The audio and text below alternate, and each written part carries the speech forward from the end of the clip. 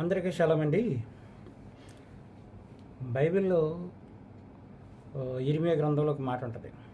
ఏమందంటే, మార్గములలో నిలిచి చూడండి, పురాతన మార్గం ఏదో చూడండి, మేలు కలుగు మార్గం ఏదో తెలుసుకొని అందులో నడవండి, అప్పుడు మీకు నెమ్మది కలుగుతుంది అని ఒక వాక్యం ఉంటుంది. ఆ వాక్యం చాలామంది బోధకులు ఏం చెప్తుంటారంటే, మార్గాల్లో నిలిచి చూడాలి అంచేతంటే చాలా మార్గాలు ఉన్నాయి. అందులో పురాతనమైన మార్గం ఒకటి మనం ఆలోచన చేసుకోవాలి. తర్వాత మేలు కలుగు మార్గం ఏదో మనం గ్రహించుకోవాలి. గ్రహించుకున్న తర్వాత ఆ ప్రకారంగా మనం జీవించాలి అని చెప్తుంటారు. అది జనరల్గా ఏంటంటే, బైబిల్లో ఎక్కడ ఏ వాక్యాలు తీసి మాట్లాడినా ముందుగా మనం గ్రహించవలసిన విషయం ఏంటంటే,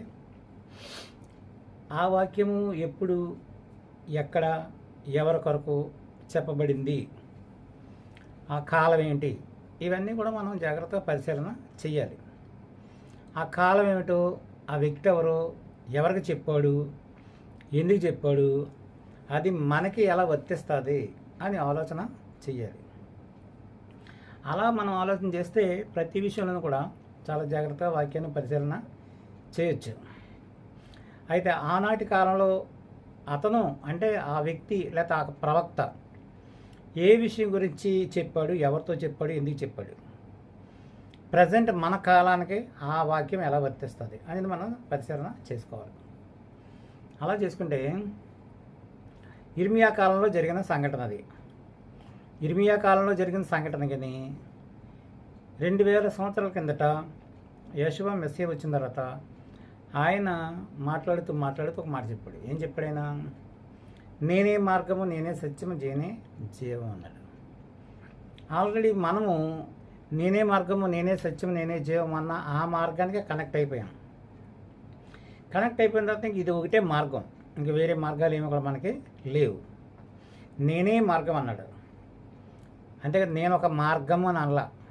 కాబట్టి నేనే మార్గము అని ఆయన చెప్పిన తర్వాత ఇంక వేరే మార్గాల గురించి మనం ఆలోచన చేయవలసిన అవసరం మనకు లేదు. ఒకవేళ ఎవడైనా మార్గములలో నిలిచి చూడుడి, పురాతన మార్గం ఏంటి చూడండి, మేలు కలుగు మార్గం ఏదో మీరు పరిశీలన చేయండి అని ఎవడని చెప్తుంటే మనం ఏం చెప్పాలి తెలుసా? నువ్వు నోరు మియ్యి అని చెప్పాలి. ఎందుకని?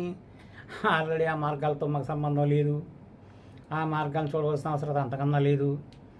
పురాతన మార్గాలు ఏం మేలు కలిగిన మార్గం అంటానికి మేము అన్ని మార్గాల్లో లేము, అన్ని యాంగిల్స్ ఉన్న మార్గ మధ్యలో మేము లేము.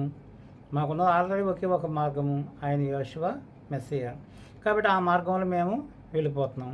ఆయనే మార్గం, ఆయన తప్ప వేరే మార్గం లేదు. ఓన్లీ వన్ వే అంతే తప్ప ఇంకా మరలా వేస్లో అంటే మార్గాల్లో నిలిచి చూసుకోవాల్సిన అవసరం మాకు లేదు. మేము ఏ జంక్షన్లో ఏ మార్గం ఇటు వెళ్తుందో తెలుసుకోవాల్సిన అవసరం కూడా మాకు లేదని చెప్పాలి. అలా చెప్పాలంటే మీకు యేషువ మెస్సియా అంటే ఏంటో, ఆయన యొక్క మార్గం ఏంటో పూర్తిగా తెలుసున్నప్పుడు మాత్రమే మీరు చెప్పగలరు. అర్థమవుతుందండి. కనుక ఎవరెవరో వచ్చి ఏవో వాక్యాలు తీసి చూపించి పరిశీలన చేయండి అంటే అసలు మనమంటూ ఏ మార్గం వెళ్తున్నామో ముందు మనకు తెలిస్తే అప్పుడు మనం ఎవరు ఏ వాక్యాలు తీసినా కూడా మనం దాన్ని ధైర్యంగా ఎదుర్కోవడానికి అవకాశం ఉంటుంది. కనుక అలాగ ధైర్యంగా ఎదుర్కోవడానికి మీరు సంసిద్ధులు కావాలని కోరుకుంటూ ఈ చిన్న వర్తమానాన్ని ముగిస్తున్నాను. పరమ తండ్రి అయిన యేషువ మెస్సియా మిమ్మల్ని మీ కుటుంబాన్ని దీవించి ఆశీర్వదించను గాక. ఓకేనండి. అందరికీ షలోమ్.